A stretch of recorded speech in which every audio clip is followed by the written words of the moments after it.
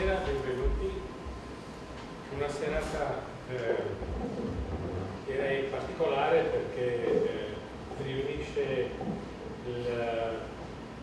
più che altro anche gli addetti ai lavori, ma anche, devo dirlo anche a nome mio, una certa curiosità di quanto sull'energia bollente e sviluppo sostenibile si possa dire. Abbiamo un ospite particolarmente ricco di attività in questo ambito. Prima però di presentarlo, io come nostra consuetudine vi chiedo di alzarvi per ascoltare il libro. Noi ascoltiamo dunque prima di tutto l'inno americano in onore del nostro Presidente internazionale, l'inno europeo ovviamente perché dell'Europa facciamo parte, e infine l'inno italiano che è cantato già nella edizione che ascolteremo, ma che io invito anche a sottolineare con la propria voce. Grazie.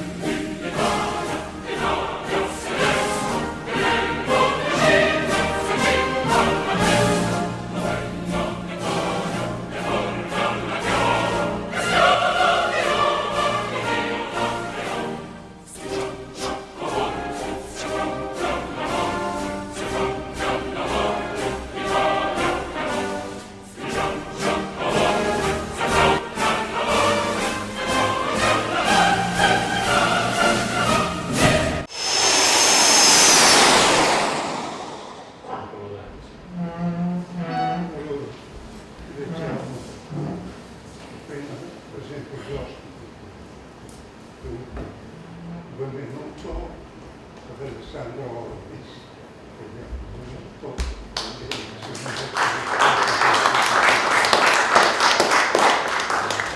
Ci onora la loro presenza.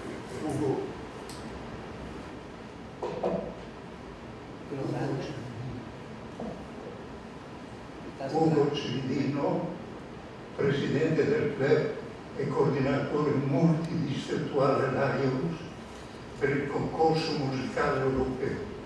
Simonetta Stabellini, presidente del Lions Club Vezzone. Pietro Valen, sindaco di San Damiano del Fiume. Ospite Giorgio Beltrame e Mario Clara, Giuseppe Molinaro. Ospiti di Franca Bertolo e Ugo Cividino, Nello Cividino e Gabriella Porzio, Marco Maiero e Gerolamo Simoni, Elvis Riva, operatore streaming. Un applauso a tutti i presenti.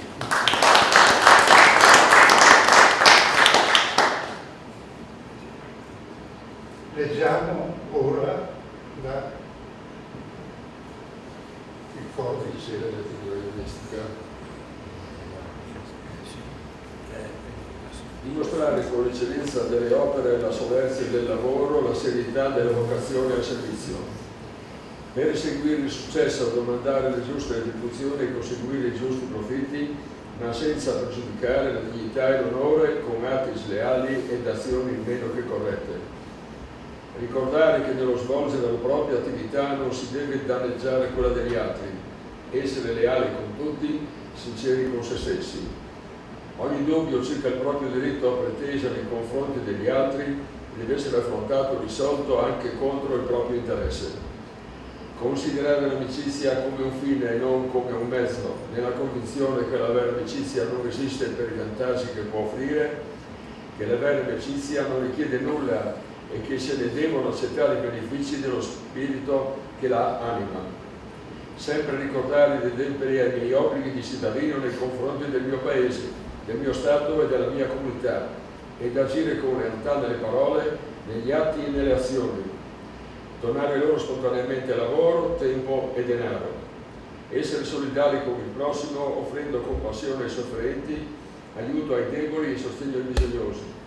Essere cauti nella critica e generosi nella lode, mirando a costruire e non a distruggere. Possiamo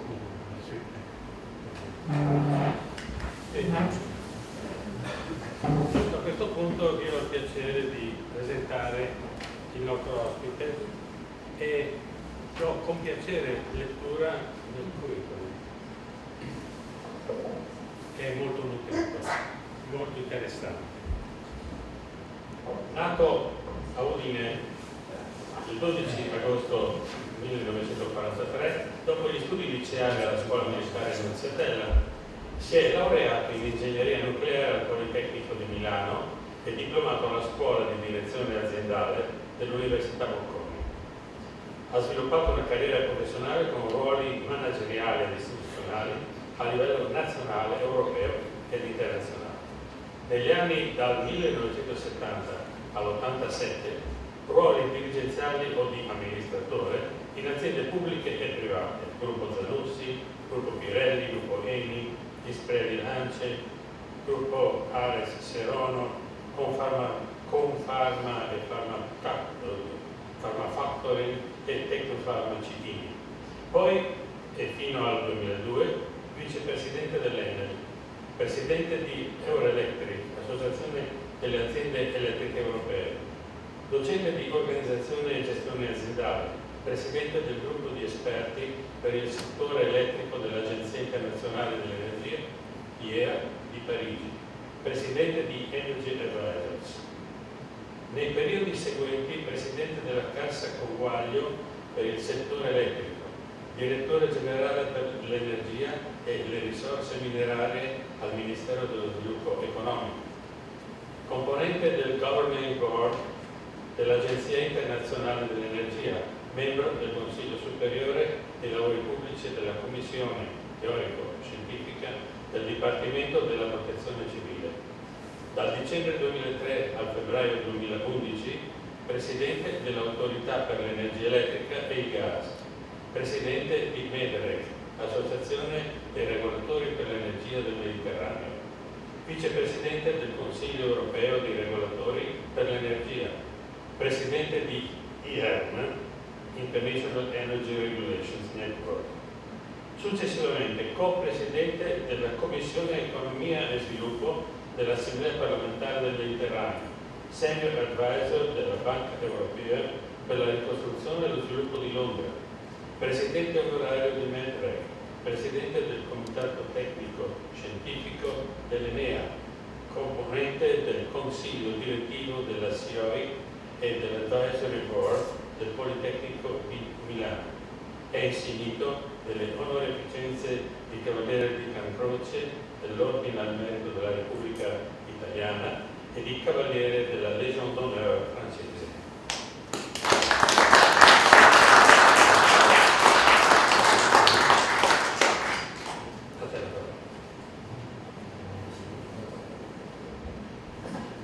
Caro Presidente, caro Ugo, grazie a te per questa occasione.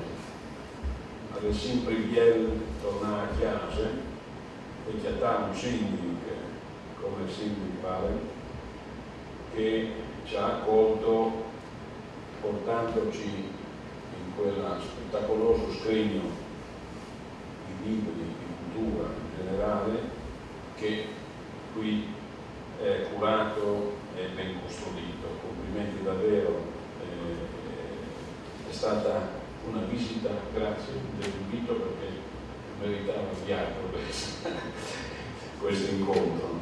Ho dicevi che alle biere tornare a casa perché gli invita il sindaco, io sono un di che dal no, dal senso che sono cittadino onorario del comune di Coseano e come tale faccio parte anche un po' di questa comunità collinare che non si chiama più così ma che è pur sempre una comunità importante. E tornando a casa, tornando in Friuli, io in queste occasioni ricordo sempre il Friuli elettrico, perché c'è un nome, Arturo Marignani, che ha portato la città di Udine ad essere la terza città in Europa ad essere illuminata.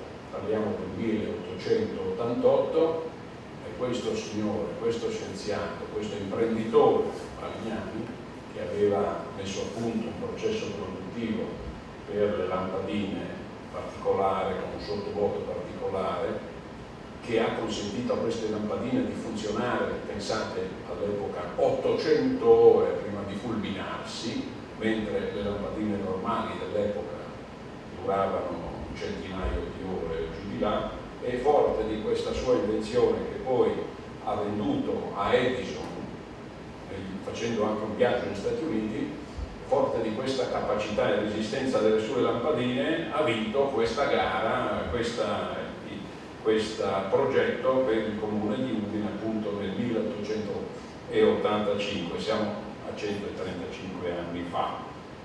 E pensate che all'epoca, anche al suo sindaco, l'appalto dell'illuminazione era al servizio, cioè vale a dire chi vinceva l'appalto doveva provvedere lui a cambiare le lampadine, a gestire tutto quanto, perché il comune pagava il servizio della luce e il resto era lasciato all'imprenditore. Imprenditore in gambissima questo, che propose subito dopo l'elettrificazione del tram a Udine, e lui la propose nel 99, ma anche allora c'era qualche problema burocratico che fu realizzata solo nel 1907, per cui per poco ci siamo persi anche lì un qualche primato. Dico questo perché io cito questo fatto del Friuli elettrico perché ne sono sempre stato orgoglioso, come poi si deve essere per delle realizzazioni di centrali che via via furono costruite nel nostro Friuli e in Carnia, e anche poi, avendo vissuto la stagione Enel dell'idroelettrico, vi devo dire che effettivamente qui fummo all'epoca e poi continuiamo a essere all'avanguardia. Detto questo, dobbiamo cominciare a parlare un po' più dell'argomento di questa serata e iniziamo subito con le buone notizie che voi già conoscete molto bene. Abbiamo registrato, è stato comunicato che abbiamo una diminuzione delle bollette elettriche del 55,3% e del gas del 13,4%. Potremmo anche riflettere sul fatto che queste sono delle riduzioni rispetto agli aumenti colossali che abbiamo subito poco tempo fa. Perché queste diminuzioni? Va detto, perché c'è stata una domanda europea di gas. Concentro queste considerazioni sul gas perché voi sapete che la produzione dell'energia elettrica in Italia è fortemente legata al costo del gas per le centrali che funzionano a gas e pertanto se il gas va in battuta diminuisce anche l'energia elettrica e il prezzo. Quindi una domanda europea ridotta del gas, le temperature ci hanno favorito, le temperature invernali, ci siamo abituati un po' a risparmiare e questo non è male, e poi c'è stato il famoso switch, si dice così, il passaggio da produzioni a gas a produzioni anche in certi paesi a carbone. Pensate che ancora in questo momento la Germania è tornata sul carbone e il 30% della produzione elettrica in Germania è basato sul carbone in ragione dei problemi ben noti su cui tornerò per il gas. C'è stata anche una domanda asiatica che è molto importante su questo mercato di gas liquido, in questo caso, che è diminuita. La Cina in particolare ha avuto una domanda meno sostenuta, non diminuita, è aumentata ma meno di quello che si prevedeva, e in più ci siamo dotati in Europa di rigassificatori e in parallelo gli americani hanno attivato dei liquefattori in modo tale da rendere più ampia la possibilità di scelta dei fornitori. Bene, queste sono le buone notizie, ma ho letto ieri un comunicato stampa dell'autorità per l'energia, il mio successore del successore Besseghini ha messo le mani avanti e ha detto attenzione perché la prossima volta non è detto che ci siano degli aumenti. E in questo senso durante l'audizione parlamentare di ieri ha sollecitato il governo a fare attenzione a questo e immaginare di dover eventualmente di nuovo intervenire, come ha già fatto in 2 passaggi passati, per attenuare in qualche modo, con qualche operazione di cui dirò, attenuare l'impatto di un eventuale ulteriore aumento. Per la verità ci sono motivi per temere, come dice Besseghini, questi aumenti, perché la crisi, la guerra non è finita e noi sappiamo che lo scacchiere turbato dalla guerra è quello molto rilevante per i nostri approvvigionamenti energetici, gas e oleocombustibile russi e i paesi collegati. La Cina ha in questo momento un minor consumo, ma puntini, ci si aspetta anche un rimbalzo della domanda cinese sul mercato internazionale, quindi un effetto sui prezzi. Il nucleare francese in questo momento ha dei problemini perché la siccità rende meno agile il raffreddamento delle centrali, ma questo vale anche per le nostre centrali termoelettriche, e quindi la siccità colpisce la disponibilità di idroelettrico e colpisce quindi anche questo settore, per cui ci sono degli elementi che preoccupano e che potrebbero portare dei rialzi. Di contro dobbiamo dire che le scorte di gas sono alte, abbiamo risparmiato gas grazie alla temperatura, il carbone tedesco ve lo citavo e anche carbone in altre zone, anche in Italia abbiamo riattivato un paio di centrali a carbone sta cercando di fare in modo di contenere la domanda di gas, e i tedeschi hanno già costruito adesso 3 rigassificatori nuovi, l'Olanda un paio, e noi stiamo cercando di avere quelle 2 navi che voi sapete, una Piombino riverniciata, ma così accettata, e una a Ravenna, e lo vedi dove su una nave sul Tilimè, per come e udite, c'è ancora un po' di gas che arriva via Ucraina dalla Russia al nostro confine di Tarvisio. La guerra si fa, ma mi dicono come in ogni guerra, e io non ne ho vissuta fortunatamente una dal vivo, e c'è sempre un qualcosa che continua a filtrare, e noi abbiamo un pochino di gas che continua a venire, ma dobbiamo prepararci a farne anche a meno, perché è evidente che noi siamo in un periodo, dico queste cose perché sull'energia cade di tutto e dall'energia emerge tutto, cioè dalle nostre bollette di gas si colgono degli elementi a carattere internazionale, strategico, mondiale, eccetera, che sembrerebbero così distanti dalla bolletta nostra, ma che invece sono dentro dei prezzi e dei costi che noi paghiamo.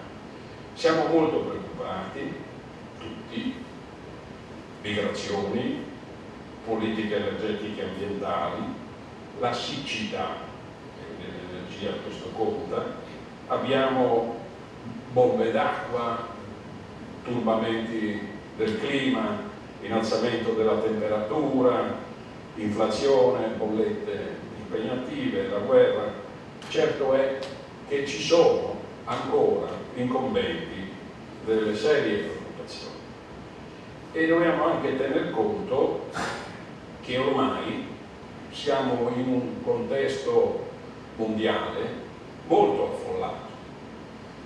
La popolazione cresce, si galoppa verso i 9 miliardi, nonostante la decrescita nazionale o giù di lì, ma il resto del mondo, e aumentano le esigenze, i fabbisogni, la fame di cibo, il fabbisogno di acqua e la fame di energia è sempre consistente. Pensate che 1,3 miliardi, quasi 1,5 miliardi di cittadini del mondo, di persone del mondo, non ha ancora accesso all'energia elettrica, e pensate che 2,4 miliardi di persone continua a cucinare e a scaldarsi bruciando legna o sterco di bestiame.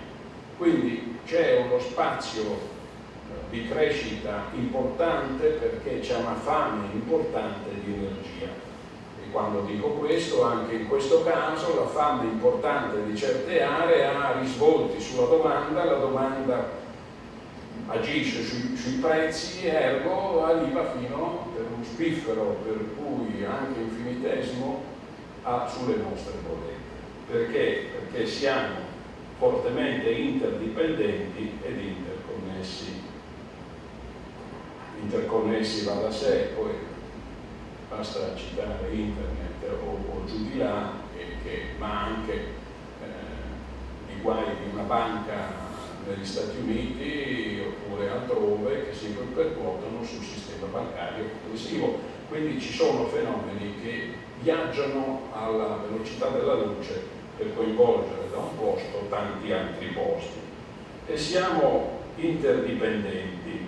E su questo io faccio una riflessione. Considerata questa forte interdipendenza e interconnessione fra tutti i paesi di tutti i continenti, a me pare che la governance, il ruolo delle Nazioni Unite e nel nostro piccolo della nostra Europa sia un pochino troppo sbiadito. Ci sono problemi, fenomeni, cambiamento di clima, eccetera, che meriterebbero una governance, una gestione collegiale, partecipata, eccetera, ma un po' più attenta, più forte, ecco, in questo senso. e l'energia su questi aspetti è assolutamente in prima linea, perché all'energia fa male, fa molto male la separazione e fa invece molto bene la cooperazione. Pensate che già subito dopo la prima guerra mondiale, fortunatamente i nostri predecessori avevano fatto delle linee elettriche che attraversavano le Alpi e connettevano fra loro in un mutuo soccorso i sistemi energetici d'Italia, Svizzera, Austria e Francia all'inizio, e poi adesso abbiamo un sistema magliato e anche delle infrastrutture di gas di tutta Europa. Chi vi parla ha sofferto il blackout del 2003, ve lo ricordate, quella domenica? Bene, abbiamo avuto il blackout fino in Sicilia perché un albero aveva scaricato a massa una linea elettrica in Svizzera. Perciò, voglio dire, queste questioni che sembrano molto lontane anche geograficamente da noi hanno diretta importanza. E cosa deve fare qualcuno, chiunque si abbia responsabilità o si interessi o sia impegnato nel settore dell'energia? Deve riuscire a coniugare tre importanti pilastri insieme, tutti e tre insieme. Sicurezza, che vuol dire funzionamento sicuro dei nostri impianti, non accettiamo più nemmeno un'interruzione di un minuto, quindi dobbiamo farli funzionare bene in qualsiasi modo, e soprattutto dobbiamo garantire alle persone che ci sia sempre la necessità, a copertura, la disponibilità dell'energia che desideriamo. I fasin click, facciamo click sull'interruttore e ci piace che si accenda subito qualcosa. E questo lavoro della sicurezza e adeguatezza, come si dice in gergo tecnico, è molto rilevante, ma non è da solo, perché noi dobbiamo tener conto dello sviluppo sostenibile, cioè dobbiamo tener conto della sicurezza, ma raggiungerla facendo in modo che l'ambiente, il clima e tutto quanto sia turbato al minimo possibile. E se pensate sviluppo sostenibile come viene definito a livello ufficiale dell'ONU, cioè quello sviluppo che consente a noi, alle nostre generazioni, anche quelle dei nostri ragazzi, di soddisfare i nostri bisogni di oggi, ma senza pregiudizio, senza pregiudicare la possibilità delle generazioni future di soddisfare i loro bisogni futuri. Quindi dobbiamo gestire con molta parsimonia, con molta cura, con molta efficienza le risorse che maneggiamo. La terza questione è che il terzo pilastro cosiddetto da coniugare insieme è l'economicità, perché tutto poi deve essere legato alla possibilità di offrire dei servizi energetici a prezzo buono, accettabile, accessibile. Pensate anche a popolazioni di difficoltà più serie delle nostre, l'economia eccetera, devono avere la possibilità economicamente d'accesso, e anche la qualità dei servizi deve essere adeguata. E dunque alla fine della corsa le nostre bollette devono essere di natura accettabile, e la bolletta da noi, voi ce l'avete in casa, fortunatamente stiamo parlando di un tema che è presente in tutte le case, in tutti i presenti hanno a che fare con la bolletta, e è fatta come una torta a 4 strati. C'è la parte commodity, la parte energia vera e propria, il kilowattora, i metri cubi di gas per esempio. C'è la parte della tariffa per i sistemi di trasporto, distribuzione e misura, tariffa stabilita dall'autorità, in questo caso anche la qualità, mentre il prezzo dell'energia è più legato agli andamenti del mercato internazionale e nazionale. Poi ci sono gli oneri di sistema, di cui possiamo parlare fra poco, e infine ci sono le imposte. Quindi è a più strati. Allora chi si occupa di queste cose deve stare attento anche separatamente a tutte queste 4 voci che alla fine della corsa piombano in un totale che fa la spesa della famiglia. Detto questo, vorrei di corsa affrontare un po' di temi e forse mi tirate le orecchie se vado troppo in là, quasi fosse un indice per un eventuale dibattito, eccetera, e dentro ci voglio anche mettere qualche accenno a qualche amarezza, perché io ho anche delle amarezze. Talvolta vedo delle cose e vedo delle conseguenze su fatti e omissioni che riguardano aspetti circa i quali io posso dire l'avevo detto, e ne citerò qualcuno. Prima di tutto abbiamo detto 3 pilastri: la sostenibilità, lo sviluppo sostenibile, quindi uno sviluppo che sia sostenibile nel tempo. Si affronta essenzialmente con due argomenti. Uno, le emissioni di anidride carbonica, cambiamento di clima, causa principale, non la sola, ce n'è altri, c'è una serie di gas clima alteranti, ma quello che più preoccupa in questo momento è l'anidride carbonica, CO2. Sotto questo aspetto, ecco una prima amarezza, dico che la politica finora adottata in Europa è fallimentare, perché in questo momento noi abbiamo un sistema che si chiama ETS, Emission Trading System, che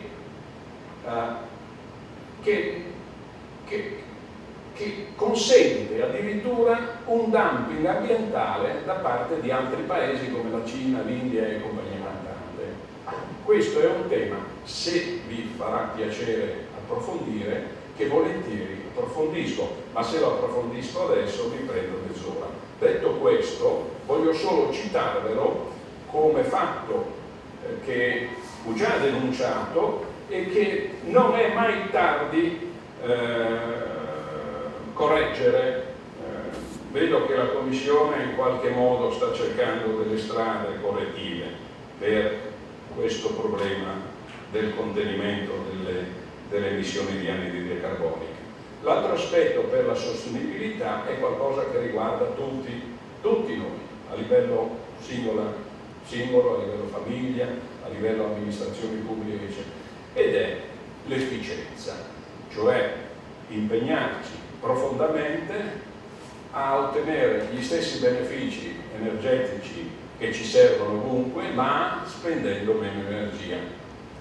Allora, lampade a basso consumo, elettrodomestici a basso consumo, sto parlando delle case, ma figuratevi i processi industriali dove si possa l'illuminazione della città, poi LED, cioè ci sono tecnologie che avanzano e bisogna veramente approfittare, sostenere. Peraltro in bolletta paghiamo un quid, non tanto, ma un piccolo, modesto quid, e anche a fondo per il sostegno, per la promozione del risparmio energetico. Io preferisco sempre parlare di efficienza, perché non si tratta di risparmio per privarci di qualcosa, si tratta di ottenere gli stessi benefici, gli stessi servizi, spendendo meno energia con apparecchiature, impianti, processi, sistemi e tecnologie più efficienti. Poi, dicevo, c'è il problema sicurezza, e qui vale la pena una veloce carrellata sulle fonti e le tecnologie che noi usiamo. Le cito soltanto perché ognuna di queste, se dopo nel dibattito ci fosse qualche curiosità in merito, la possiamo invece ampliare la focalizzazione.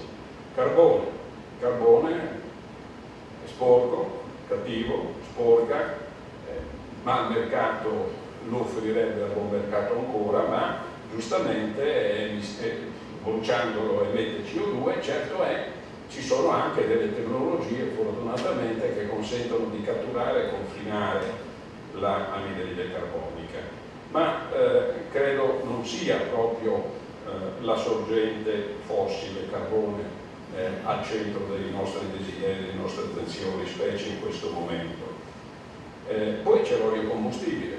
L'olio combustibile in realtà ha degli usi veramente diffusi, allargati. Pensate ancora al trasporto, ma anche lì c'è una mobilità elettrica che avanza, ci sono combustibili sintetici e biocarburanti che possono essere degli ottimi sostituti, quindi anche questa sorgente fossile, olio combustibile come il carbone, pone dei problemi, ma abbiamo le leve per risolverli.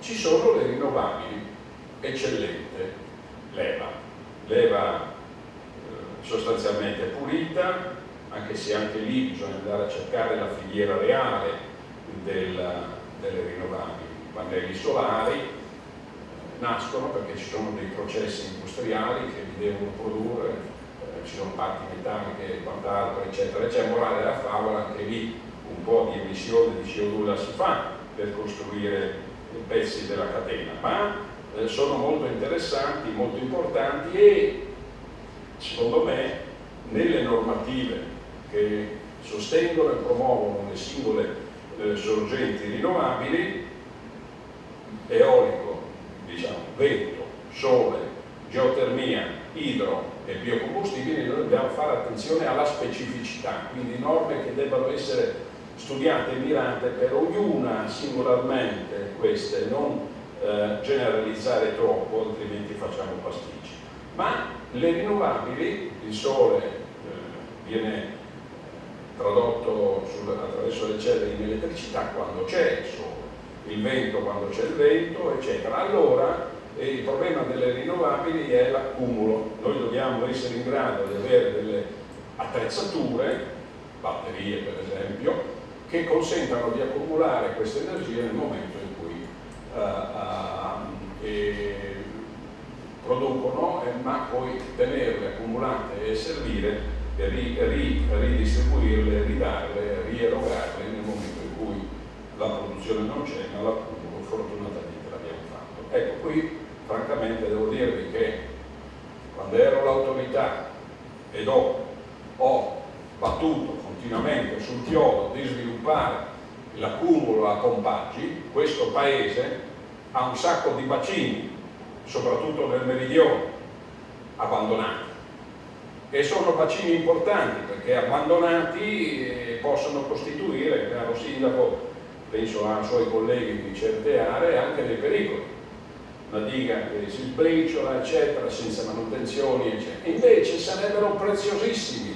Un rilancio di questi consentirebbe poi generare lavoro in tecnologia assolutamente nelle disponibilità del nostro paese, perché sono lavori di movimento terra, di edilizia, eccetera, che sappiamo fare egregiamente e che potrebbero essere ben utilizzate per accumulare energia rinnovabile in modo da utilizzarla con il respiro del erogare, accumulare, erogare, accumulare e anche con effetti economici interessanti.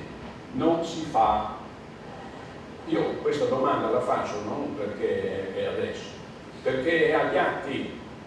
Queste cose, quando dico ho dei regretti, dei pensieri, ma l'avevo detto, sono atti ufficiali, documenti depositati in audizioni parlamentari, trasmessi ai ministeri vari, competenti, naturalmente prima ancora al Parlamento, eccetera, che sono là. E c'è qualche pigrizia e qualche negligenza sotto questo aspetto. Naturalmente abbiamo anche fra le fonti il nucleare, ma la fissione ce la siamo messa alle spalle, l'abbiamo cancellata. Certo è importante invece continuare almeno gli studi, perché le generazioni di nucleare si succedono, siamo alla quarta generazione, quindi con criteri di sicurezza e di sicurezza e di tutela del territorio e soprattutto delle persone sempre più avanzate. E qui però se io dovessi adesso stasera trattare per l'amor di Dio, senza nessuna partigianeria, pur essendo un ingegnere nucleare in materia del nucleare, voglio dire che sarebbe semplice che qualcuno si alzasse e dicesse: ma ingegnere, lei ci parla di sta roba, ma insomma ci crediamo, non ci crediamo, ma avete risolto il problema delle scorie? E io devo arrendermi, non l'abbiamo risolto, però in bolletta noi paghiamo un quid per il decommissioning del nucleare. Dunque è una storia che va avanti da 20 anni. E perché non lo riusciamo a risolvere? Perché nessuno vuol prendersi il deposito, cioè non nel mio giardino. Francamente devo dire, ne ho visitati in giro per il mondo, tutti li hanno, eccetera, ma non c'è una ragione obiettiva profonda per poter, anzi è portatrice di centri di ricerca, i rifiuti servono agli ospedali per i radionuclidi, serve all'industria perché anche loro hanno il materiale radioattivo da stoccare. È meglio metterli a posto, controllarli, metterli eccetera, piuttosto che immaginare che siano in giro per il paese. Ed è una questione semplice, difficilissima.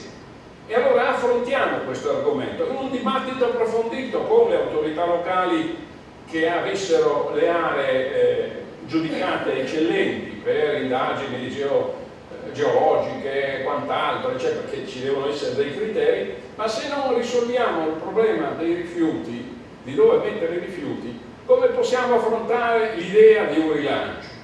Dunque, questa è la prima cosa da fare e in bolletta più tempo passa senza soluzione e più continuiamo a pagare, perché voi mi insegnate che un progetto impostato che non va in porto continua a costare e costerà sull'integrale molto di più di quanto non fosse fatto nell'arco di pochi anni. Chiedo scusa se mi scaldo un pochino, ma insomma. L'idrogeno, ottima soluzione. Certo, bisogna però superare ancora qualche problema relativo ai costi, relativo alla produzione, relativo al trasporto e distribuzione, che va studiato a fondo il rapporto tra idrogeno e i contenitori metallici, impressione, non impressione. Insomma, è una prospettiva davvero eccellente, ma dobbiamo risolvere, ripeto, produzione, filiera continua e anche a livello utilizzo. È una prospettiva positiva, c'è, dobbiamo coltivarla, continuare a studiare a fondo perché non è lontana il suo utilizzo. Abbiamo la fusione nucleare.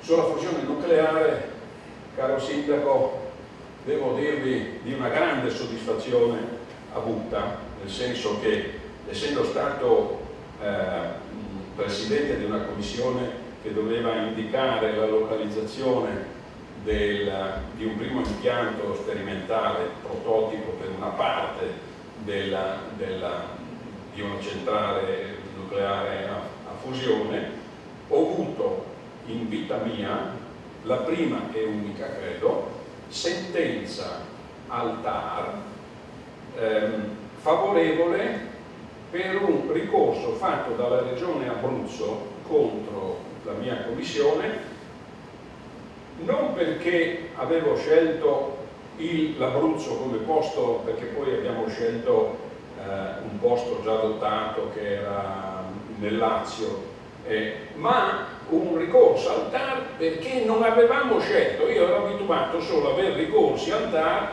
per aver tentato di insediare una centrale, una linea elettrica, eccetera. No, questa volta un ricorso per non aver scelto l'Abruzzo come sito dove localizzare questo impianto di fusione, e questo è un fatto positivo.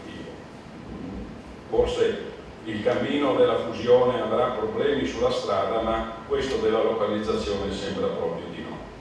E abbiamo il gas. Il gas, vedo con preoccupazione l'orologio quando affronto il gas, perché noi qualche errore l'abbiamo fatto, ma non sono errori fatti nel non detto, e anche qui avevamo detto alcune cose. Il criterio N-1, una cosa, come dire, oscura, ma N-1 è un criterio per il sistema del gas importantissimo, e a livello europeo, batti e batti, finalmente è stato detto sì, benissimo, facciamo il criterio N-1 per i singoli stati. Ma noi avevamo chiesto anche per l'Europa nel suo insieme cos'è N-1. Tu, paese X, e noi dicevamo anche comunità europea nel suo complesso, devi dimostrare che hai un assetto energetico e un programma energetico e politiche energetiche che ti consentano di funzionare anche col gas in carenza di uno importante dei fornitori. Se noi avessimo adottato questo criterio 10-15 anni fa, ben prima della guerra con l'Ucraina, avremmo potuto dire sì, siamo pronti anche se ci manca la fornitura russa, oppure pronti anche se ci manca la fornitura algerina, per dire, per i tubi che noi abbiamo di collegamento. Se noi avessimo adottato seriamente questo criterio, non solo per l'Italia ma per l'Europa nel suo complesso, noi oggi non avremmo questi problemi che stiamo vivendo e non avremmo pagato le bollette che abbiamo pagato. Dunque, si tratta di diversificare le linee di approvvigionamento, di essere più sicuri, più solidi, anche per il gas, risorsa fossile ma meno problematica dell'olio combustibile del carbone, e certamente di transizione verso le rinnovabili e così via, ma ancora viva e vegeta e ancora certamente necessaria per le nostre vicende familiari, industriali, eccetera, questa del gas. Pertanto noi dovevamo coltivare, adesso sta arrivando, cominciate a risentire, noi vogliamo essere, l'Italia vuole essere l'hub del gas nel meridione dell'Europa. Bene, questa è una questione che mi dispiace fare questi riferimenti, ma che avevo sollevato formalmente nel 2003, quando in una conferenza a Ravenna l'amministratore delegato di un grossissimo gruppo energetico, un cane a sei zampe, disse in quella circostanza, io ero direttore generale del Ministero, che noi dovevamo temere la bolla del gas, e io in quella circostanza dissi no, noi dobbiamo avere la bolla delle infrastrutture del gas, altrimenti non abbiamo quel minimo di abbondanza di infrastrutture per l'approvvigionamento per risolvere i problemi e i pericoli della sicurezza, e pertanto anche avere più flessibilità di comprare il gas dove ci pare e piace per spuntare dei prezzi migliori. Ebbene, il successore del successore di questo signore, che allora mi affrontò in sede istituzionale e io diedi le mie risposte in sede istituzionale, un mese fa, dice: un sistema energetico deve essere sempre in ridondanza, non solo nell'offerta ma anche nelle infrastrutture. La ridondanza deve essere in termini di geografie e rigassificatori. E continua: il gas ci accompagnerà ancora per molto tempo e abbiamo bisogno di una ridondanza di installazioni. La Spagna consuma 30 miliardi di metri cubi ma ha rigassificatori per 65-70 miliardi, due volte e mezzo tanto. Con i due mobili noi invece ne consumiamo 75, ma abbiamo rigassificatori per 17 miliardi. Dunque questo sforzo di completare una dotazione di rigassificatori, anche le due navi vanno benissimo ma ne servono altri di rigassificatori, fa capo a constatare realmente quanto fosse importante quello che si diceva allora nel fare ciò che si ritiene ancora oggi importante e di dover fare. E questo riguarda lo sviluppo delle infrastrutture, che significa avere qualche po' di gasdotti in più, per esempio quelle osservazioni che lamentavo poco fa portarono a far sospendere e anche cancellare, non so se lo riprenderemo, un gasdotto che aveva il nome Galsi, che avrebbe portato dall'Algeria direttamente attraverso la Sardegna fino all'Italia continentale una quantità enorme di gas e quindi della serie avere più collegamenti, più opportunità per approvvigionarsi dove è più conveniente. Infine abbiamo l'ultimo argomento, l'economicità, cioè vale a dire le bollette. E qui cercherò di andare iperveloce perché le bollette le avete in casa, eccetera. Però va detto qualcosa, l'ho detto anche all'inizio. La bolletta dell'energia elettrica, per essere, come dire, controllata meglio, ha bisogno di quegli accumuli di cui parlavo prima, che non ci sono. Ha bisogno di modificare il meccanismo di formazione, di individuazione del prezzo per il maggior tutelato, che è pure un prezzo di riferimento. Non so chi di voi ha la maggior tutela, ma essa comunque è un prezzo di riferimento anche per il mercato libero. Non possiamo noi fare un conto solo sulla media trimestrale, ma noi dobbiamo fare un conto, come era impostato a suo tempo, con una media annuale dei costi. Cioè non credo che possa essere interessante e utile per tutti noi avere questi andamenti in salita, in profonda discesa e poi in salita. Deve essere la bolletta delle famiglie, deve arrivare con un andamento più lineare, più composto, un'autorità che deve, come dire, fare delle previsioni più a lungo termine e deve magari accumulare qualcosa per darlo dopo, certo con l'integrale che non faccia altro che risparmiare, ma deve avere un andamento più prevedibile, meno erratico, meno mensile, più su medie complessivamente annuali. E qui certo entrerei in tecnicismi, ma ci capiamo, cioè avere un andamento meno nervoso dei nostri andamenti dei prezzi. Questo vale anche per il gas. Infine abbiamo detto che nella bolletta ci vanno le tariffe del trasporto, distribuzione e misura. Le tariffe significano anche qualità del servizio, le interruzioni, quanto ci sono all'anno, quanto durano, per il gas se è stato messo o non è stato messo l'odorizzatore, perché il gas, essendo inodore eccetera, ha bisogno di questi additivi e qualche volta come autorità si deve tirare saldamente le orecchie con multe e con per andare a controllare che queste cose siano fatte bene e in preventiva. Poi ci sono gli oneri di sistema. Noi negli oneri di sistema, che grosso modo rappresentano il 16-18% della bolletta oggi, che come voi sapete sono stati sospesi con un decreto per attenuare le bollette, ma adesso sono stati reintrodotti e lì c'è, noi in bolletta, perché noi in bolletta paghiamo tutto, sia chiaro, non è che c'è un certo piccolo fondo per il bonus a favore delle famiglie meno abbienti, cioè quelle sotto un certo livello di ISEE. C'è un fondo per la perequazione delle aziende minori.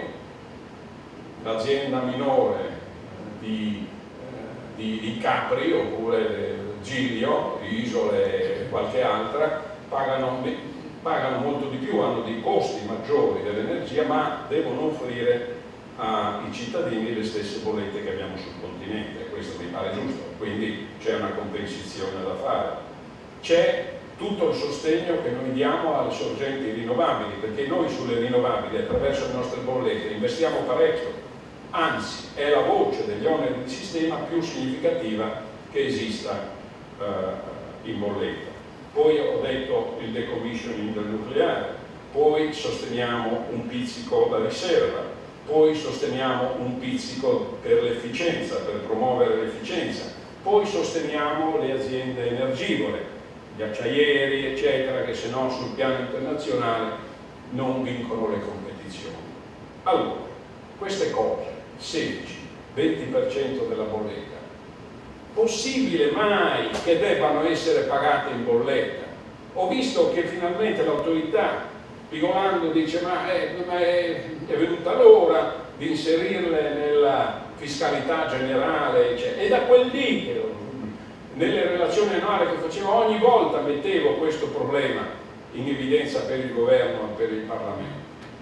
Non è possibile che un benestante singolo, una persona che vive da sola ma che sta bene, debba pagare meno di oneri di sistema di una famiglia numerosa che è obbligata a consumare più energia, perché c'ha i figli, perché c'ha chi altri vive con loro e magari non ha subito. Non è giusto. Ecco perché questi carichi vanno messi in fiscalità generale, dove si presuppone che in fiscalità generale ci sia più equità, come equo deve essere il prelievo fiscale, ma non nella bolletta. Poi anche il canone televisivo. Ma queste robe riguardano il complesso della società, non riguardano il consumatore elettrico del gas in quanto tale. Questa roba a parità di prelievo, parità di flusso per il bilancio dello Stato, invece star lì, devono stare a mio avviso là, cioè nella fiscalità generale, che è più giusta rispetto a quello che dicevo, perché sì, perché noi paghiamo in proporzione ai consumi e quindi la famiglia malmessa ma con tanta gente va a finire che consumando di più paga di più di un professionista a Milano in un bellissimo attico eccetera, ma da solo, e che poi gira il mondo e non c'è mai e quindi non accenda mai la luce. Detto questo finisco. Ci sono le imposte, oggi valgono il 14% della bolletta e il 38% della bolletta del gas. Avrei finito sulle imposte, ma sulle imposte ho un altro piccolo dispiacere da rappresentare. Non è che ci sono dei conflitti di interesse a proposito delle imposte. Mi spiego con molta fermezza.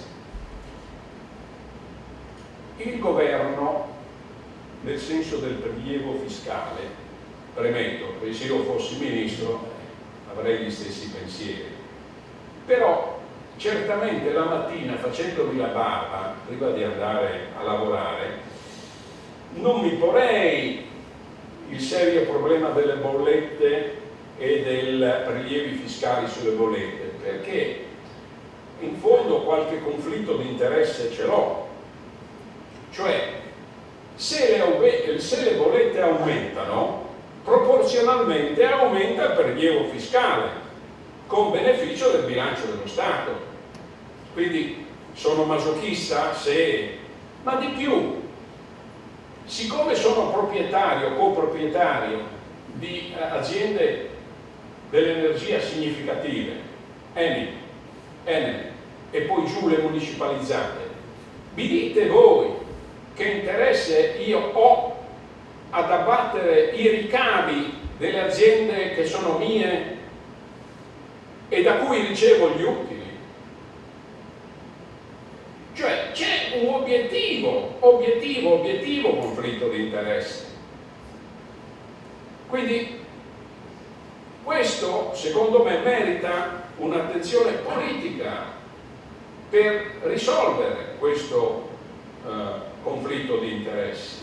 Io ho delle idee, ma volevo solo evidenziare l'esistenza di questo conflitto di interessi. Cioè se aumentano le bollette, io, governo o fisco, ricevo più soldi sia come tasse sia come utili delle mie aziende principali energetiche. È un problema, è difficile, ma non suona. Ultimo, e finisco, certamente noi siamo, fortunatamente dico io, in un sistema da economia liberale, cioè un'economia di mercato, quella occidentale, e il mercato non deve e non può essere, come diceva Einaudi, una savana selvaggia dove tutti fanno quello che vogliono. Il mercato, per essere efficiente e essere chiamato mercato, deve avere le sue regole per favorire la competizione giusta, e quindi, se deve avere le sue regole, deve avere delle regole disegnate da un regolatore. E allora, considerata la questione del conflitto di interesse, bene è che ci sia un regolatore che detta le regole e che sia possibilmente indipendente. Altrimenti la promozione della concorrenza e soprattutto gli interessi del consumatore, che sono del consumatore, quindi non interessi del fisco, non gli interessi, ma del consumatore in quanto tale, non li difende nessuno. Ho finito.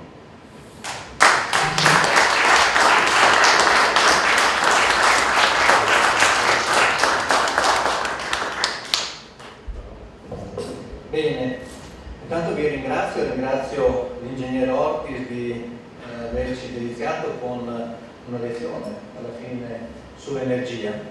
E mi fa piacere averlo portato a vedere la biblioteca guarneriana da ragioniere, vi l'ho detto prima, quindi io sono curioso di quell'arte, ma da ragioniere e soprattutto da sindaco sono stato molto curioso fin dall'inizio del mandato del tema dell'energia. Nel 2019 eravamo molto lontani dagli shock energetici, molto lontani dalla guerra in Ucraina, che nessuno immaginava, e il comune di San Daniele si è interessato delle comunità energetiche. Il comune di San Daniele è diventato prima comunità energetica di Friuli Venezia Giulia, seconda d'Italia dopo Mariano Dalpi, dal quale abbiamo copiato.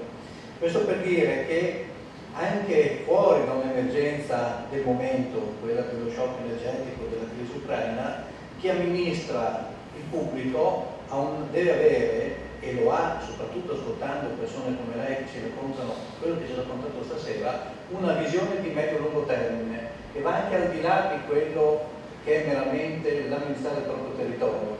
E mi spiego meglio: noi con le comunità energetiche avevamo un approccio che era fuori dall'emergenza di rispetto dell'ambiente, di cercare di consumare meno energia, perché così potevamo contribuire anche noi alla necessità del sistema paese di diminuire il consumo di energia, o meglio di farlo crescere il meno possibile, di dare efficienza a quelli che erano gli edifici comunali.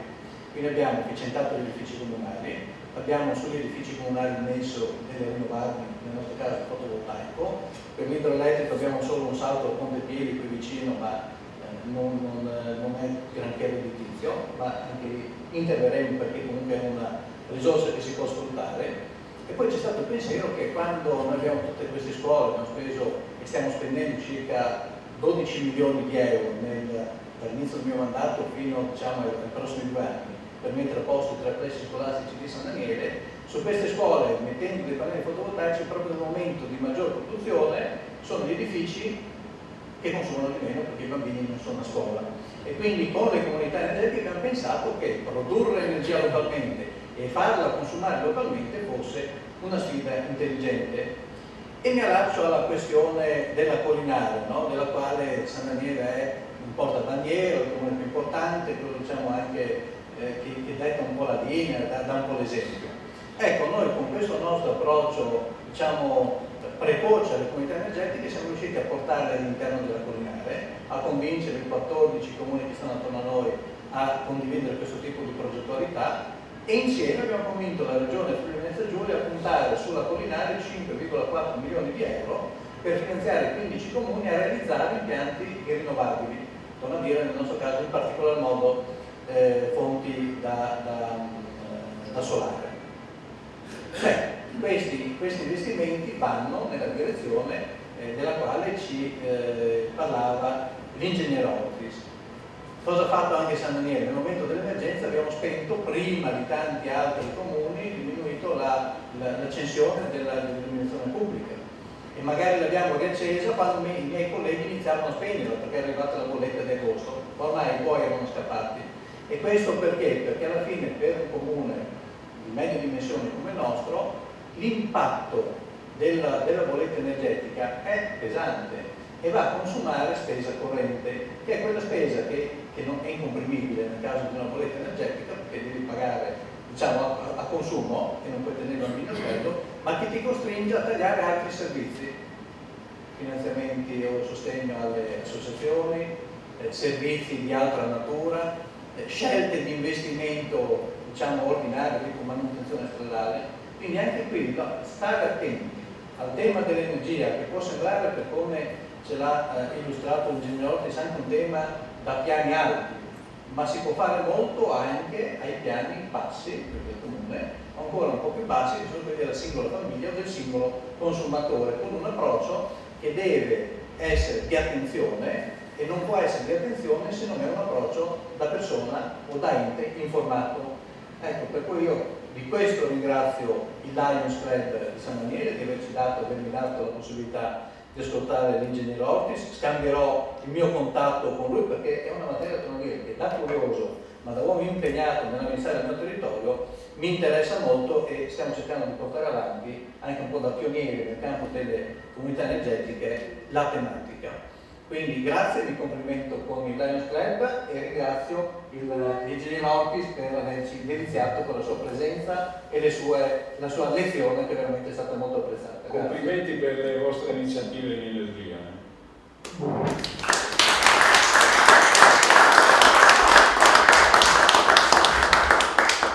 Io mi permetto di aggiungere che sono completamente incompetente in materia, però in un'altra materia penso di avere qualcosa da dire. Anche l'elettricità nella musica sì, anche se a pedale un po' ancora. Sì, no. No, c'è una cosa, giustamente il sindaco ha parlato di informazione. Quanto è importante l'educazione di base per un comportamento che aiuta i ben pensanti, politici o tecnici, eccetera, qualsiasi dire si voglia, proprio per dare un inizio virtuoso a quel procedimento che non è non spegnere la lampadina. Io mi ricordo, si girava per casa, il nonno diceva ti studia prima di la via, no? C'era veramente questo, sta nel nostro DNA da friulani, avere questa tensione verso il risparmio, ma è il comportamento nello sfruttare l'energia, oserei dire nello sfruttare nel senso buono, positivo, cioè proprio nel servirsene a pieno titolo, ma posso rubarti il microfono un momento, proprio per sottolineare quello che tu dici. Le scuole. Dunque, chi di voi, siamo onesti, chi di voi sa leggere bene la bolletta che riceve?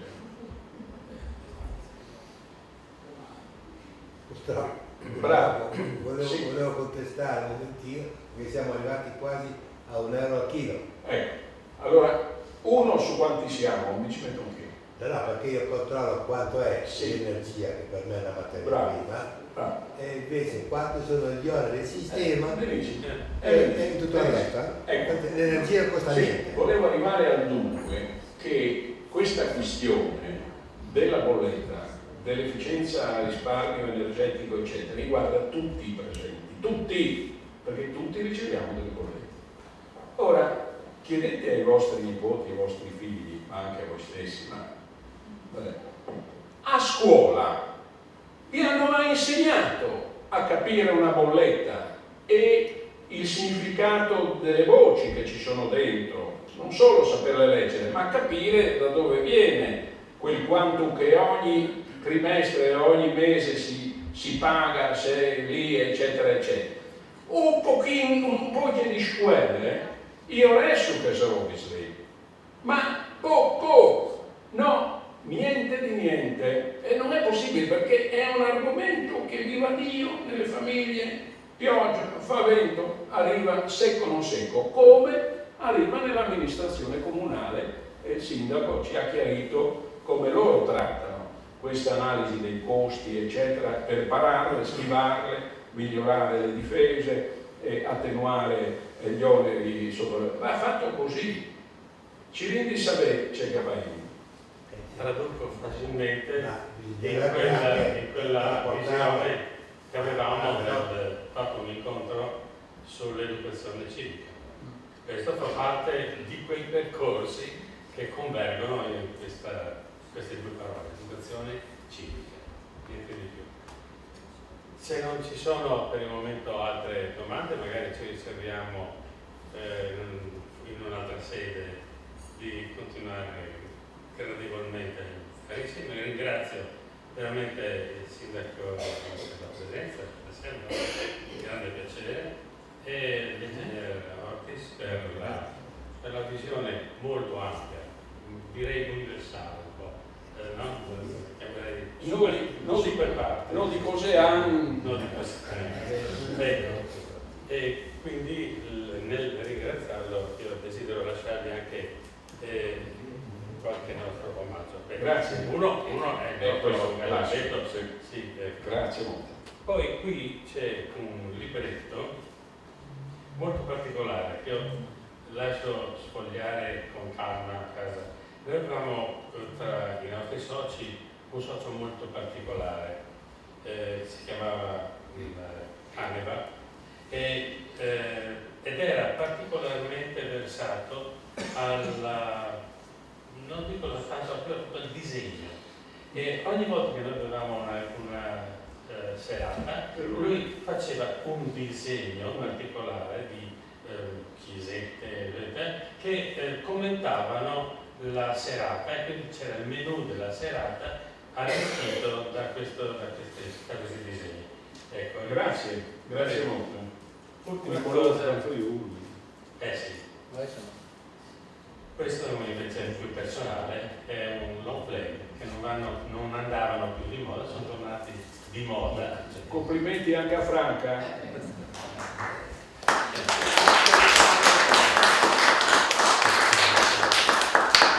Che loro a casa sono un'orchestra, non è un... Facciamo rumore. Grazie. Grazie Felipe per essere stato con noi. Grazie a voi. E grazie a voi. Ci continuiamo da un'altra parte.